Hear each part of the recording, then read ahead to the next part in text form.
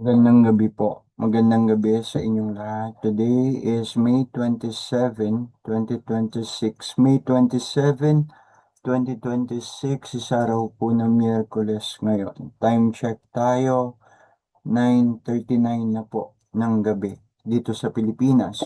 Pagbati sa aking mga kaibigan sa iba't ibang panig ng bansa at sa iba't ibang panig ng mundo. Tuloy po tayo sa ating pag-aaral ng mga salita ng Diyos, particularly ng Ebanghelyo. Ang atin pong Ebanghelyong pag-aaralan sa gabing ito, sa araw na ito, ay ang Ebanghelyo para sa araw ng bukas. Mag-advance po tayo. Okay, mag-a-advance po tayo ng isang araw. So, bago po tayo magsimula, tulad ng dati, tayo po'y manalangin. Wait lang po. Okay, sabay-sabay po tayo.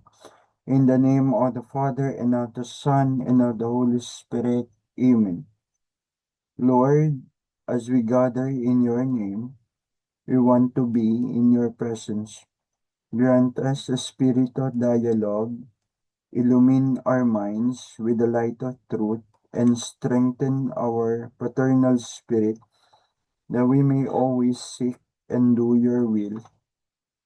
O Lord, teach us to be generous, teach us to serve you as you deserve, to give and not to count the cost, to fight and not to heed the wounds, to toil not to seek for rest, to labor and not to ask for any reward, save that of knowing that we are doing your holy will.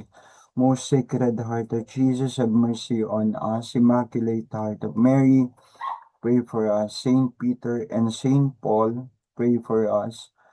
Virgin Mary, Mother of God, pray for us. Pray for us, the sinners. We all ask this through Jesus Christ our Lord. Amen. In the name of the Father, and of the Son, and of the Holy Spirit. Amen. Magandang gabi pong muli sa inyong lahat. Maraming salamat po sa inyong pakikiisa sa ating pambungad na panalangin. Tuloy na po tayo. Ano ang Ebanghelyo para sa araw ng bukas, May 28, araw ng Webes, para sa araw ng bukas. Ipakikita ko pong muli sa inyo, share screen po ako, ipakikita ko sa inyo ang Ebanghelyo para sa araw ng bukas. Mabasa o hindi mabasa, sasabihin ko naman po ang kabanata, talata, mga talata at ang mismong aklat. Wait lang po. Wait lang po.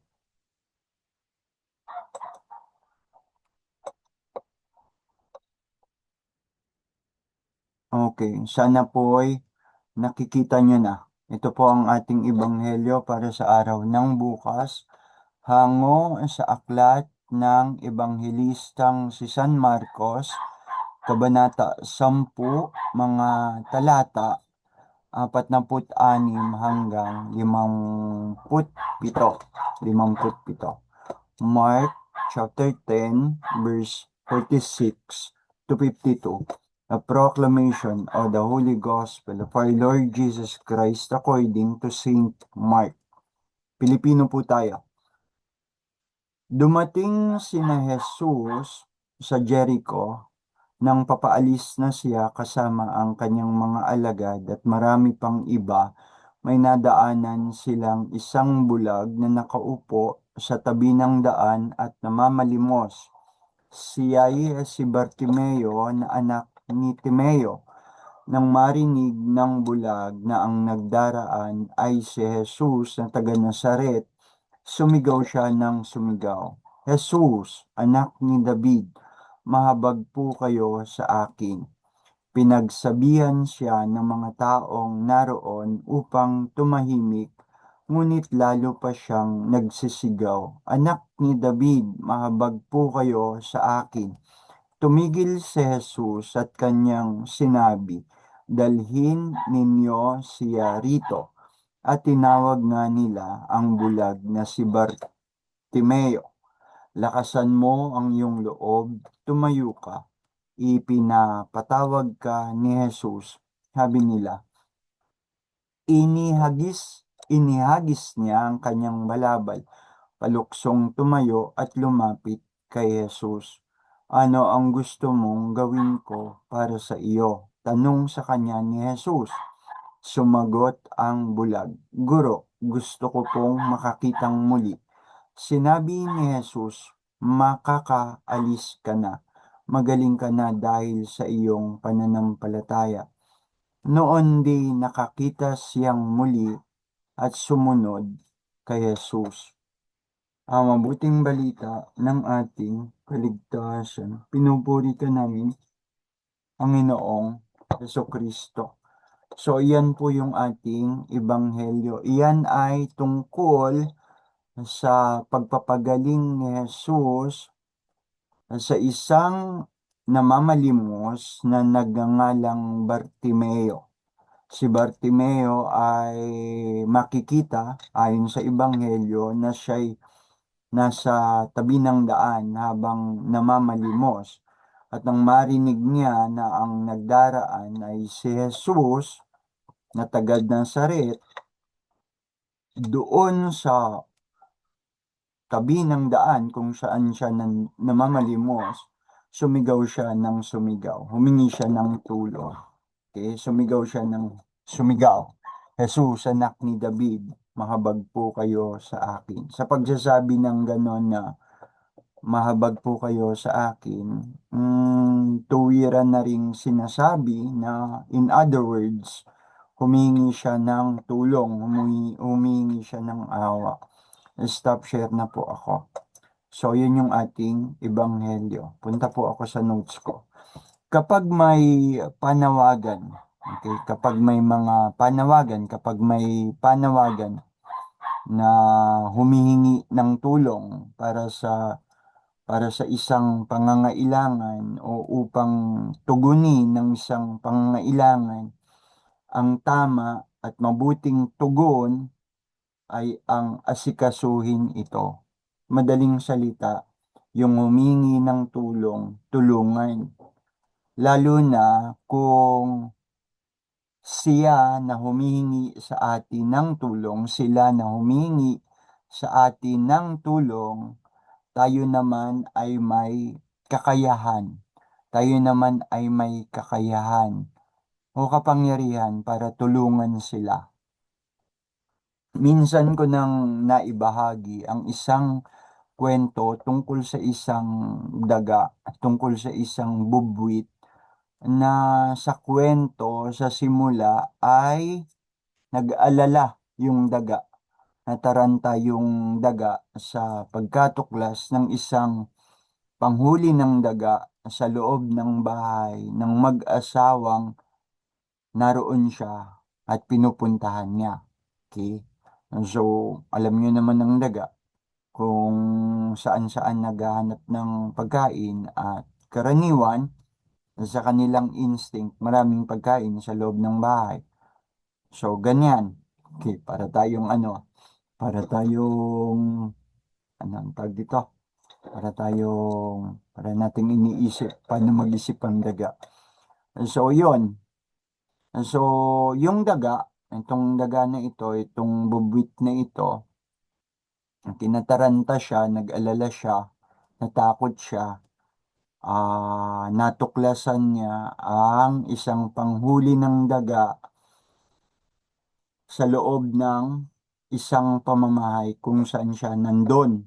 At yung pamamahay ay pamamahay ng isang magsasaka. Magkaintindihan po muna tayo sa magsasaka. Ang magsasaka, hindi lamang sila karaniwang nagtatanim. Okay? Pag sinabing farmer or farming, sa agriculture, kasama dyan ang paghahayupan. Okay?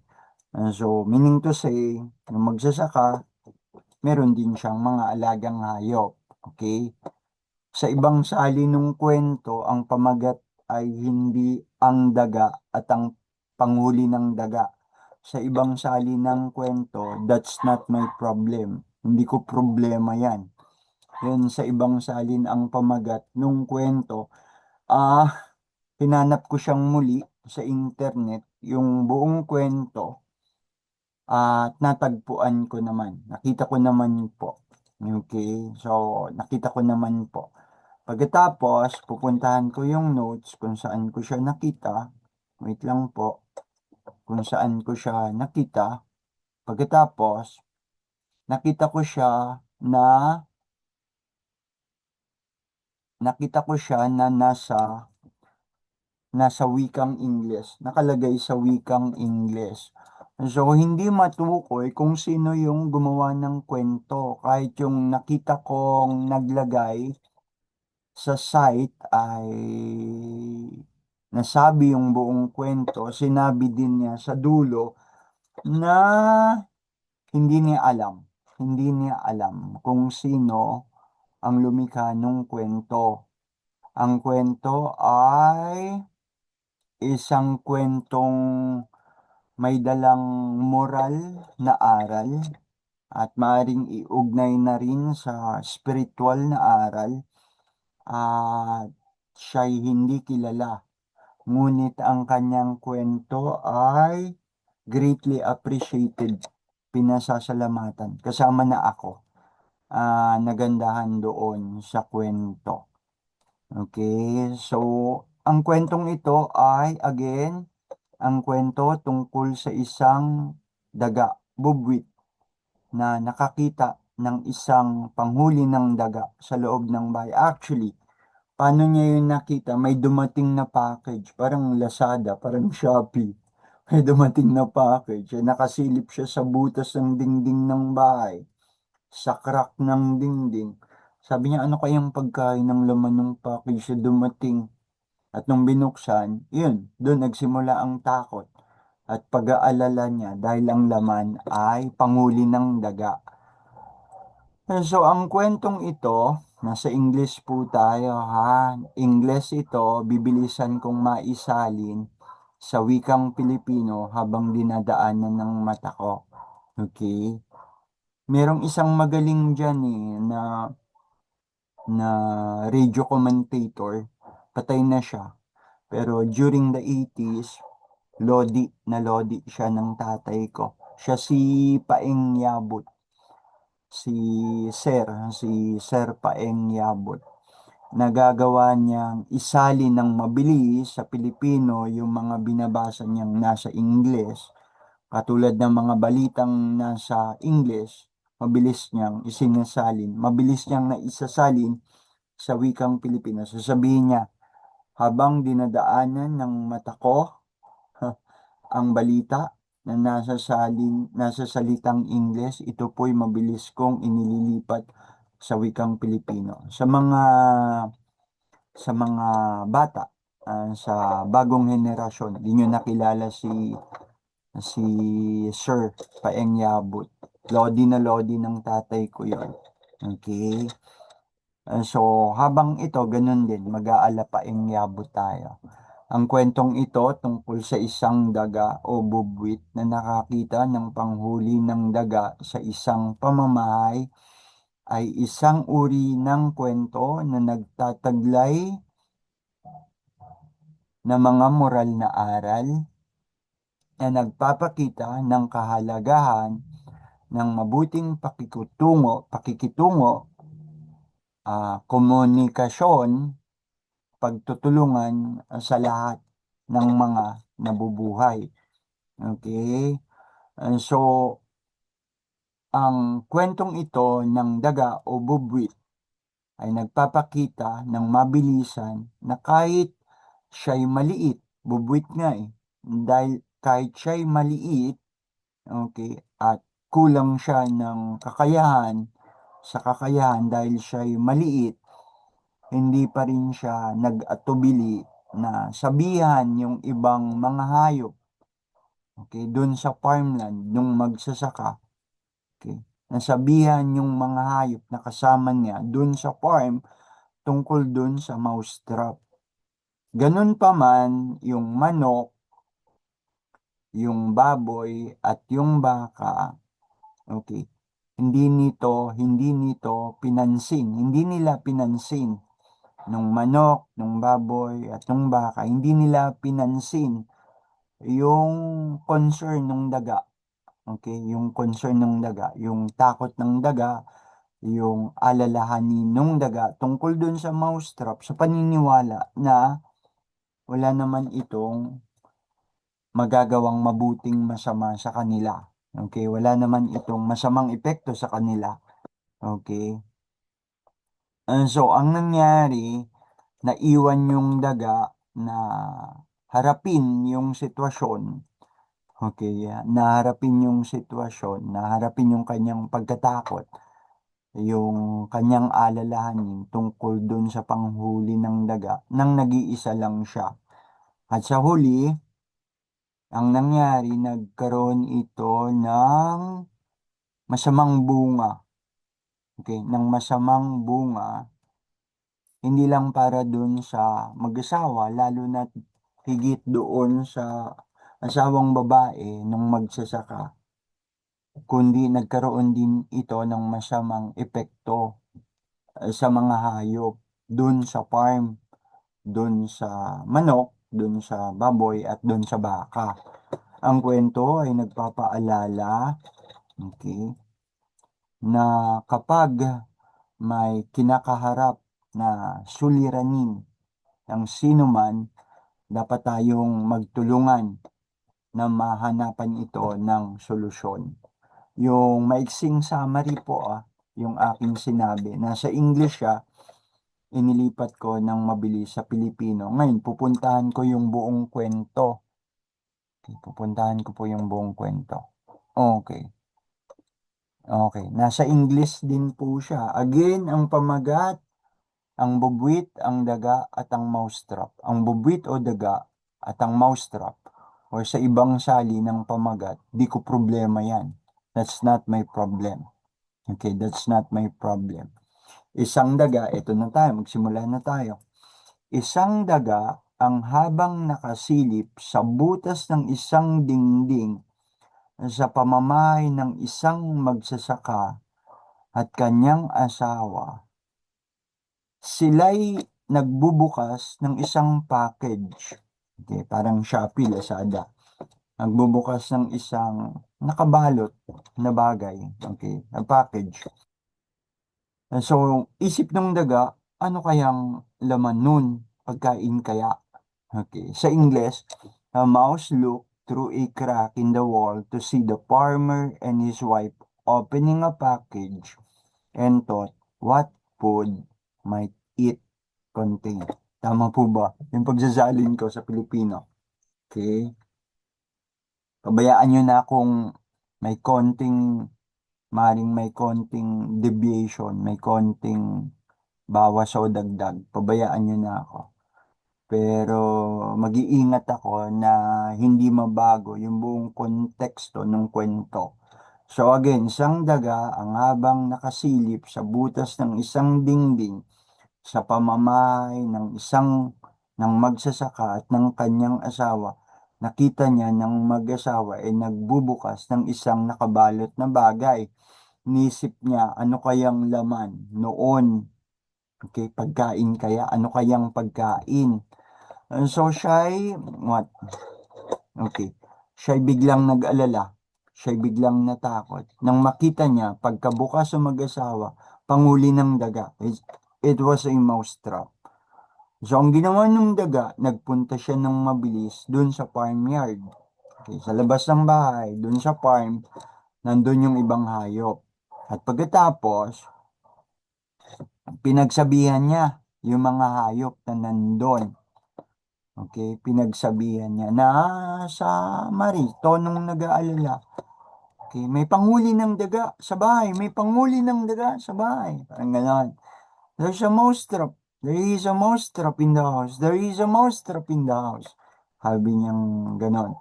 So, yung manok, kakahig-kahig, tutuka-tuka. Okay. Tapos, pag rinig niya dun sa sinasabi ng daga, ang sabi niya, Mr. Daga, Mr. Bubwit, ah, nakita ko na ito'y nakababahala sa iyo. It's a grave concern to you. Pero wala iyang masamang magagawa sa akin. but it is of no bad consequence to me. Hindi ko maring pabayaan ng sarili ko na mag-alala din sa alalahanin mo. Sabi ng manok. So, yung daga, okay, pagkatapos ng pakikipag-usap sa manok, at yun nga ang sabi ng manok, yung daga nagpunta sa baboy. At sinabi din ang katulad, may panghuli ng daga, may panghuli ng daga sa bahay.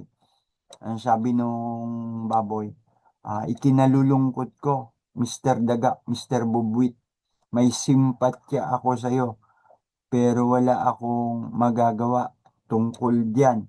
Ipagdarasal na lang kita. Sinisiguro ko sa iyo, I am assuring you that you are in my prayers. Sabi nung daga. So, pagkatapos makipag-usap nung daga dun sa baboy, ay nakipag-usap na siya dun sa manok. Nakipag-usap na rin siya dun sa baboy. Walang pakialam yung manok. Wala ding pakialam yung baboy. Ang sabi ng baboy, pagdarasal na lamang kita dyan. So, ang ginawa nung daga, nagpunta naman siya dun sa baka. Okay. Ang sabi naman nung baka, parang, okay, wow. Okay, wow. Mr. Daga, panghuli ng daga. Nasa panganib ba ako kung may ganyan? Sabi ng daga, do. Parang, ang pakialam ko yan, do. Parang gano'n, di ba? Okay. Basahin natin sa English. The mouse turned to the cow who replied like, wow, Mr. Mouse, a mouse drop. Am I in grave danger? Duh. So the mouse returned to the house. Kaya ang daga nagbalik sa bahay. Malungkot. Okay. Malungkot, disappointed, na maring feeling niya rejected siya. Nagbalik siya sa bahay na andun siya sa punto na haharapin niya na lang yung problema na mag-isa. Okay? Nung gabi ding iyon, that very night, a sound was heard through the house. Nung gabi ding iyon, isang ingay ang narinig sa buong bahay. Tunog iyon like the sound of a mousetrap catching its prey. Tunog iyon ng panghuli ng daga na nakahuli ng hulihin. So, yung asawang babae, nung magsasaka, mabilis na pumunta kung saan naroon yung panghuli ng daga para makita kung ano ang nahuli nito. Madilim. Okay. So, hindi nakita ng asawa ng magsasaka na ang nahuli ng panghuli ng daga ay isang makamandag na ahas. Naipit nito ang buntot ng ahas. At sa paglapit ng babae, ng asawa ng magsasaka, nakagat nito yung babae, yung asawa ng magsasaka. Ang ginawa ng magsasaka, dinala niya yung asawa niya sa ospital. Pagdala niya sa ospital, nilapatan ng kaukulang gamutan. Tapos, nagbalik na silang mag-asawa sa bahay na yung babae masama pa rin ang pakiramdam at nilalagnat.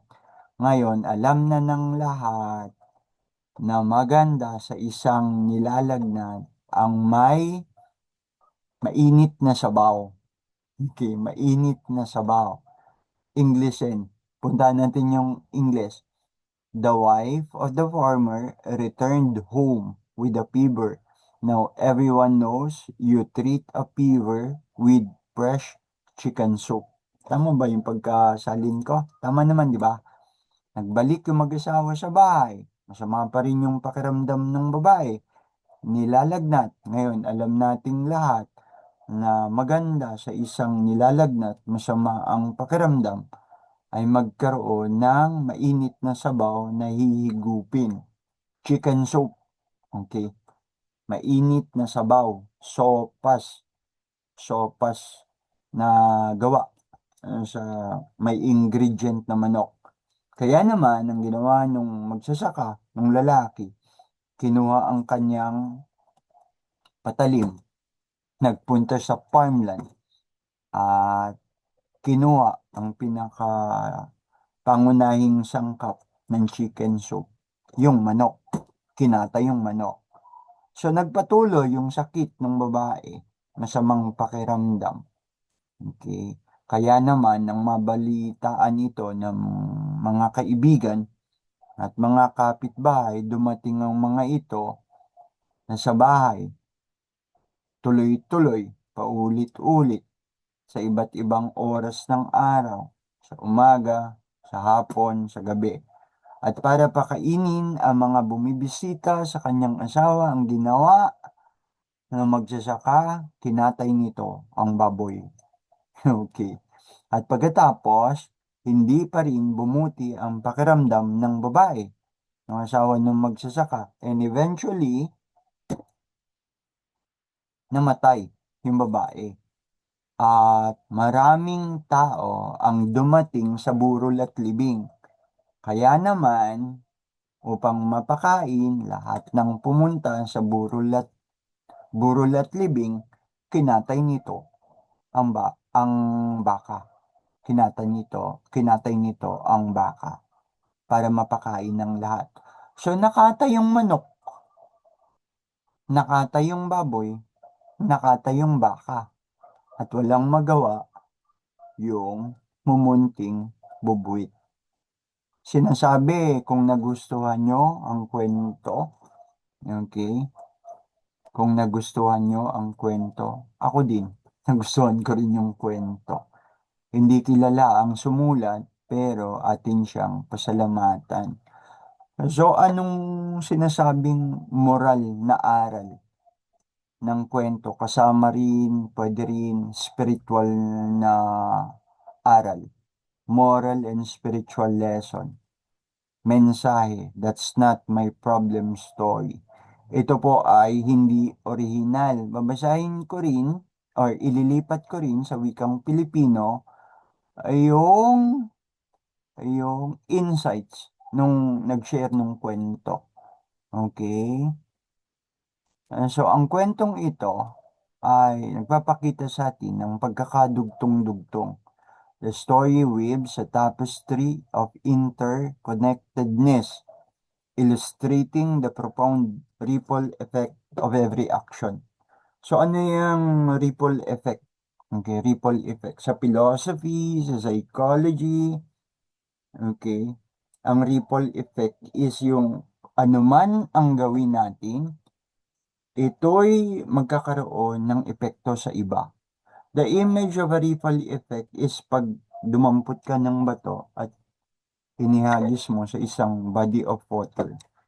At kung halimbawa yung body of water ay walang alon, payapa lang yung body of water, pagtapon mo ng bato, nagpo-form siya ng mga ring, ng ng mga sing-sing ng alon. Okay.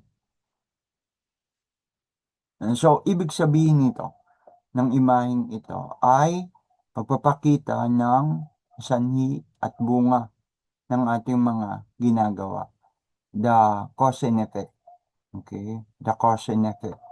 Na tayo'y may kaugnayan sa isa't isa, anuman ang ating ginagawa. That is the intricate web of life. Okay. Ipinakikita nito na ang ating mga sitwasyon, ang mga desisyon natin, mga ginagawa natin, bawat desisyon, bawat minuto, bawat araw, bawat sitwasyon ay may consequences o epekto. Hindi lang sa atin, kundi sa ibang nakapaligid sa atin. Okay? So,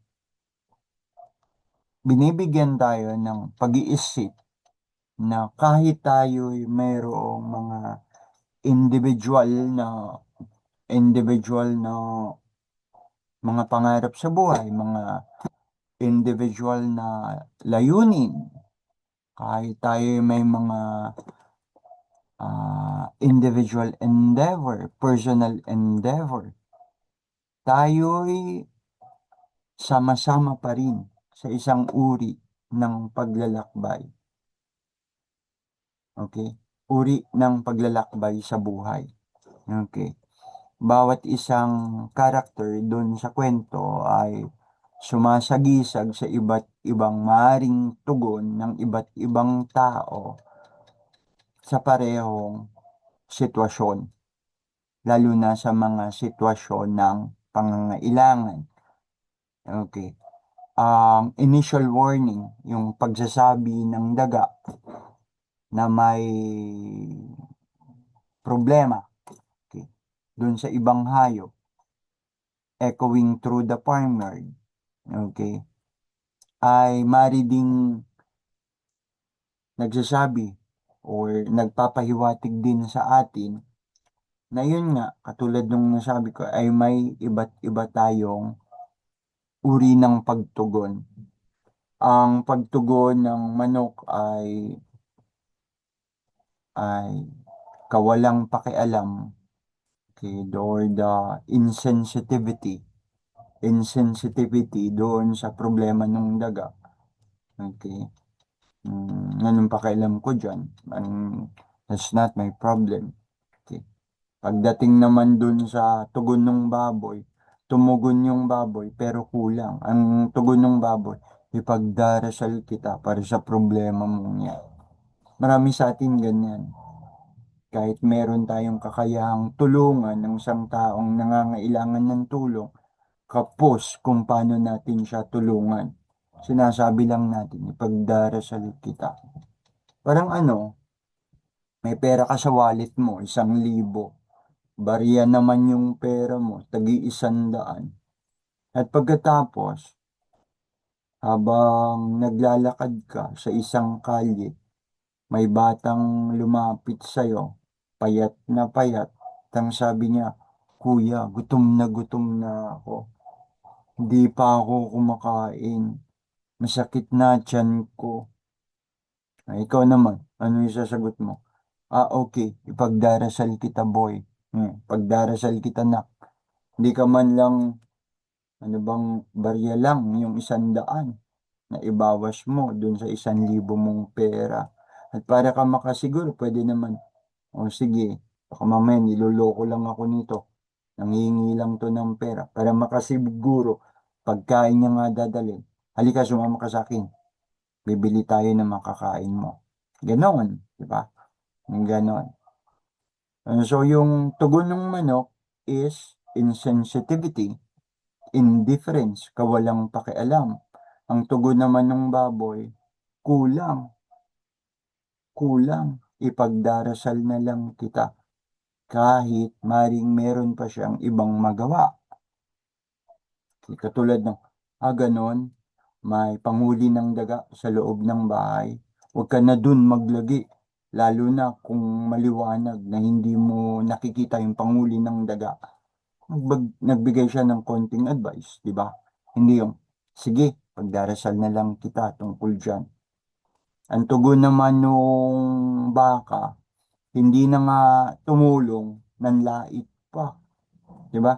Kung minsan ganyan din eh. Okay, nangihingi ng tulong. Tapos di mo natutulungan, lalaitin mo pa. Ikaw naman, laki-laki ng katawan mo, nangihingi ka. Ganon, di ba? Di mo na nga binigyan, nilait mo pa. Kung minsan may nangihingi, parang nangungumpisal, sabihin ko sa inyo, Kuya, pengin barya. Sabi sa akin ng bata, Kuya, pengin barya. Pagtingin ko dun sa bata, terrible ka na. Ang tsinelas mo, branded, Crocs. Mas maganda pa, suot mo sa akin Okay? Mas maganda pa, suot mo sa akin Tapos nangingi ka sa akin, ang tsinelas mo, Crocs, ang t-shirt mo, Nike. Ganon. Okay? Binigyan ko ba o hindi ko binigyan? Parang hindi tamang bigyan kasi mamimiyasa. Kasi mamimiyasa. Kung minsan, sinasamantala ang kabutihan ng loob ng mga mapagsamantala. Ang mga mapagsamantala, sinasamantala ang kabutihang loob ng iba. Okay? Kaya pag may nangingi ng tulong, tinitignan ko muna, totoo ba? Totoo ba ito? O baka mamaya nanloloko lang ito. Pero si Father Jerry nag-share minsan, kapag panahon ng Pasko at maraming nanghihingi, bata o matanda, at may maibibigay ka naman, bigyan mo na kahit mukhang nanloloko lang. Magpaloko ka na lang. Okay, magpaloko ka na lang. Total naman, magpapasko o Pasko. Minsan ka lang naman magpaloko sa loob ng isang taon. Sabi ni Father Jerry. Magpapasko o Pasko, nangihingi sa'yo. Tingin mo naman, nandoloko lang. Magpaloko ka na lang. Minsan lang naman sa loob ng isang taon. Na, pag inisip-isip mo, oo nga no, oo nga no, magpapasko o Pasko, nangingi yung bata. Nanloloko o hindi nanloloko, bigyan na natin. Okay. Kung nanloloko, sige na, magpaloko na tayo.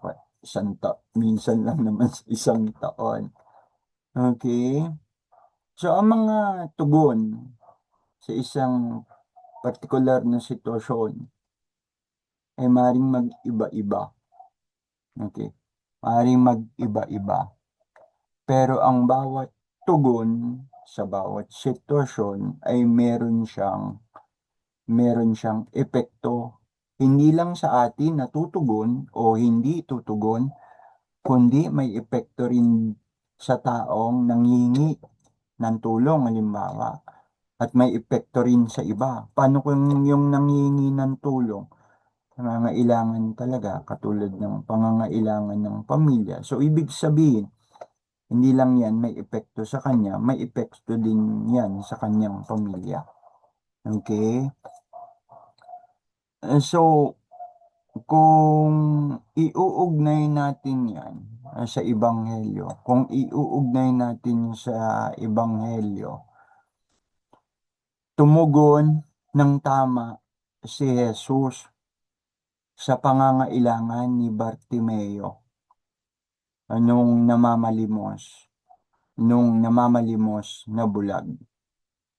Si Bartimeo naman, alam niya kung kanino hihingi ng tulong. Nang marinig niya na ang nagdaraan ay si Jesus na taga Nazaret, maaring nakarinig na siya ng maraming kwento o balita sa mga nagagawa ni Jesus. Maaring nakarinig na siya na itong Jesus na to ay nakakapagpagaling, nakakabuhay ng patay, nakakapagpalakad ng lumpo. Maaring na siyang merong ganon balita. If we are to think, okay, beyond or behind the gospel. Kaya nung marinig niya na si Jesus ang nagdaran, sumigaw siya ng sumigaw. Jesus, anak ni David, mahabag po kayo sa akin. Tama ang kanyang ginawa dahil nilapitan niya o tumawag siya sa Panginoon na maaring sa balita niya ay maraming nagagawang tulong sa iba, sa tao. Okay, mga himala, kasama doon ang mga himala, kasama doon ang pagpapalayas ng mga inaalipin ng masasamang spirito, demonyo. So, it is very, very, very, very possible. May mga narinig na siyang balita tungkol kay Jesus. Kaya nang malaman niyang si Jesus ang nagdaraan, ayun, walang tigil. Humingi siya ng awa, humingi siya ng tulong. Ang negative response na sa paligid, pinagsabihan siya ng mga tao, tumahimik. Tumahimik ka, parang abala ka, parang disturbance ka, abala ka. Ganon, pinatahimik pa siya. Pero lalo pa siyang nagsisigaw, anak ni David, mahabag po kayo sa akin. So kung minsan ganyan din ang response ng tao, may mga nagsasalita, may mga nagpapahayag, tama naman. Tapos masyadong pessimistic, pessimist, negative, yung, yung maganda na nga, maring maganda na nga yung bagay. Negatibo pa kung tumugon. Okay? Negatibo pa kung tumugon. Ah, pessimist, hindi optimist. So, yan din ng sa halip na yung mga nagpapahayag, sa halip na yung mga nagsasabi ng totoo, sa halip na yung mga gumagawa ng tama, i-encourage mo, i-motivate mo, na ituloy nila ang kanilang ginagawa, negative ka. Okay? Negative ka. Pessimist ka. Sabihin mo, ay, bida-bida. Yan, bida-bida. Sasabihin mo, bida-bida. Itong bida-bida naman to. Yan. Manahimik ka nga, tumahimik ka nga. Yan, parang ganun. Pero tama naman yung sinasabi ng tao. Tama naman yung ginagawa ng tao. Pero pessimist ka. Napaka-nega mo. Okay? Nega ka. Sa halip na muli, i-encourage natin yung mga gumagawa ng tama.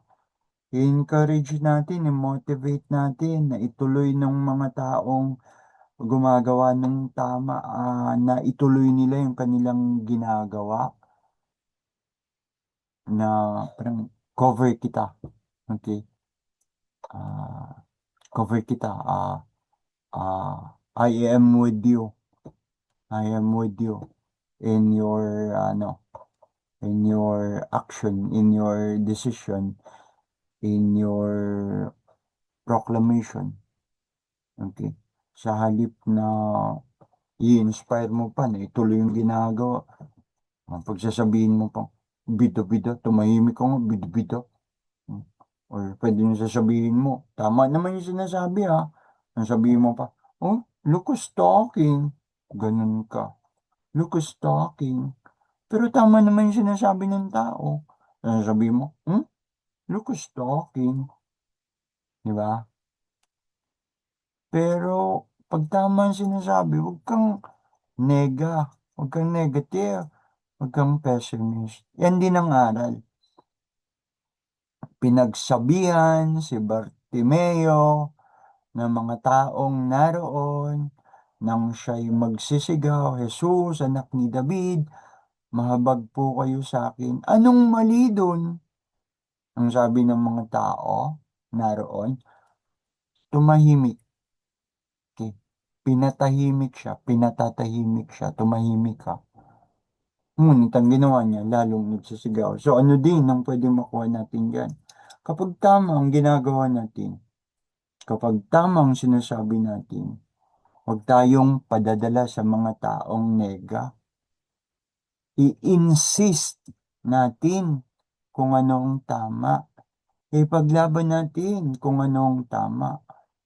Huwag tayong padadala dun sa mga sa mga panghikayat ng iba na huwag tayong makialam. Lalo na kung ang nangyayari sa paligid ay mali. Dapat lang tayong makialam. Dahil ang nangyayaring mali, kapag pinanahimikan natin, bahagi tayo ng pagkakamaling iyon. We are accessory of the pagkakamaling iyon. Bahagi tayo ng pagkakamaling iyon. Kapag tama, manindigan tayong tama. Kahit tayo patahimikin, okay, kahit tayo salungatin, ipaglaban natin kung anong tama. Gawin natin kung anong tama.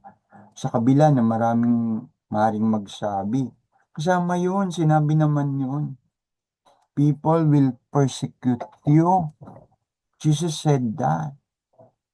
You will experience persecution. because of following me, by following me, you will experience persecution such as bida-bida, locust stalking, okay, ganon. So ngayon si Jesus na marinig niya, anak ni David, mahabag po kayo sa akin, paulit-ulit, pinatatahimik naman ng mga tao si Bartimeo, tumigil si Jesus at kanyang sinabi, dalhin ninyo siya rito.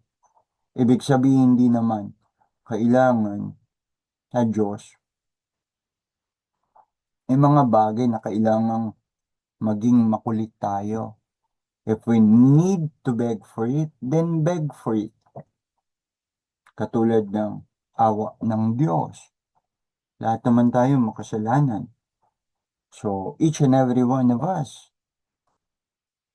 okay, kung kailangan, mamalimos tayo, ipamalimos natin ng awa ang ating mga kasalanan. Okay? May mga pagkakataon, you need to maging makulit.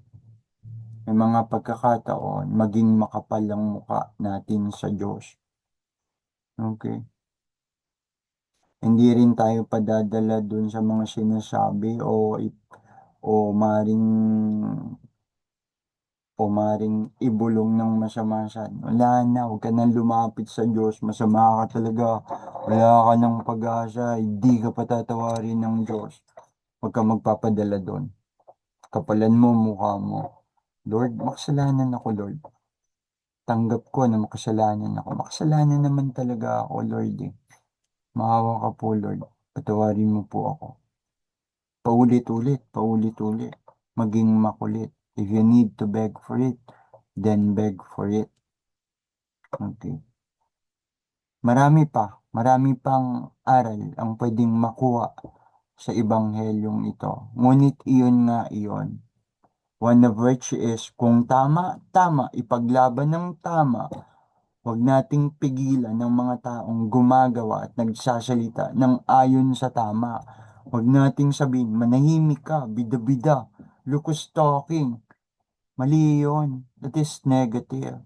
That is being a pessimist. Encourage natin sila. Encourage natin sila. Palakasin natin ang loob nila. I-motivate natin sila na ituloy ang ginagawa nila. Okay?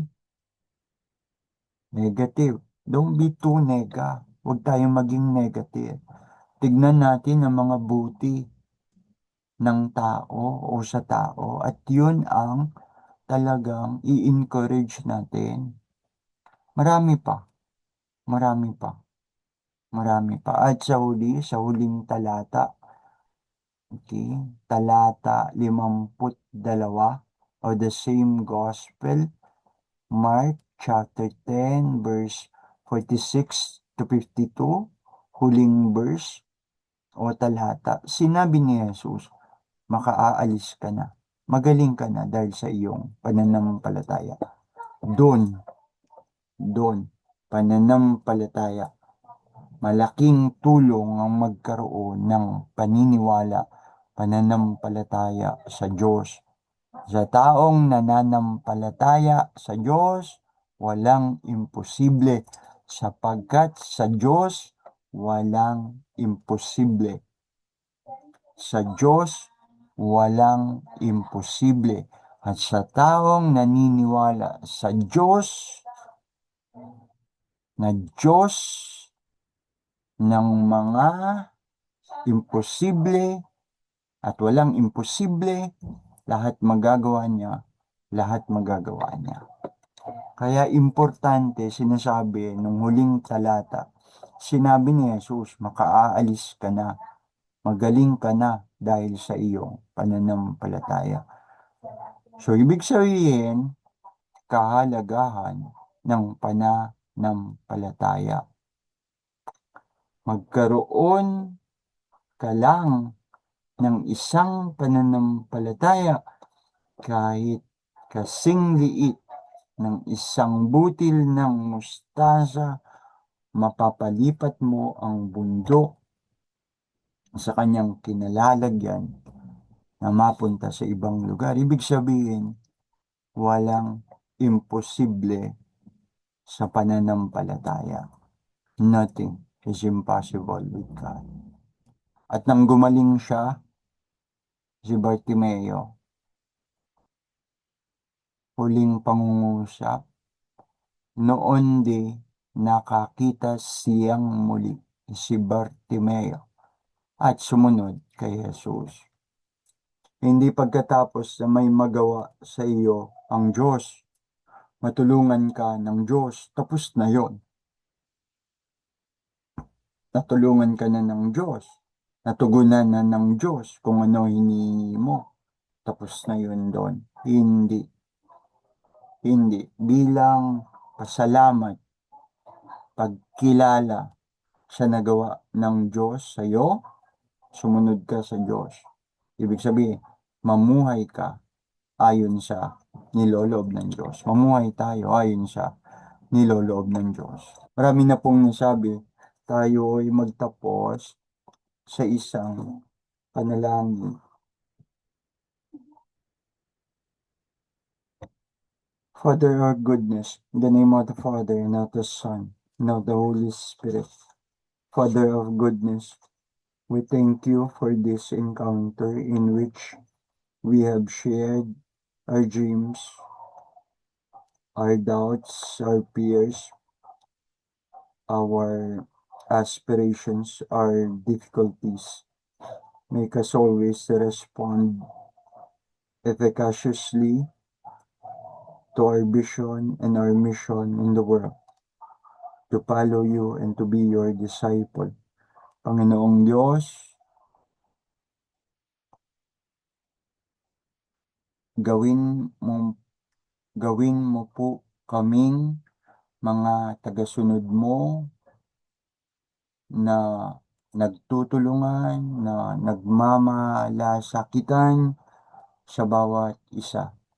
Ipaunawa mo po sa amin na ang aming pagkakaisa, ang aming pagtutulungan sa isa't isa upang makasunod sa iyo ay may mabuti rin namang magagawa sa mga tao nasa paligid namin, sa lipunan, sa aming, hindi lang sa aming mga anak, hindi lang sa aming mga mahal sa buhay, hindi lamang sa aming pamilya.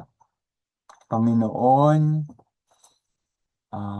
kami po'y patuloy na nakikiusap at katulad ni Bartimeo, kami po sa iyo'y humingi ng awa, patuloy na humingi ng awa at tulong. Jesus, anak ni David, maawa po kayo sa amin. In the name of the Father, and of the Son, and of the Holy Spirit. Amen. Magandang gabi po sa inyong lahat. Diyan na po tayo nagtatapos. Brother Aaron po, hanggang sa muling pagkikita. Maraming salamat po.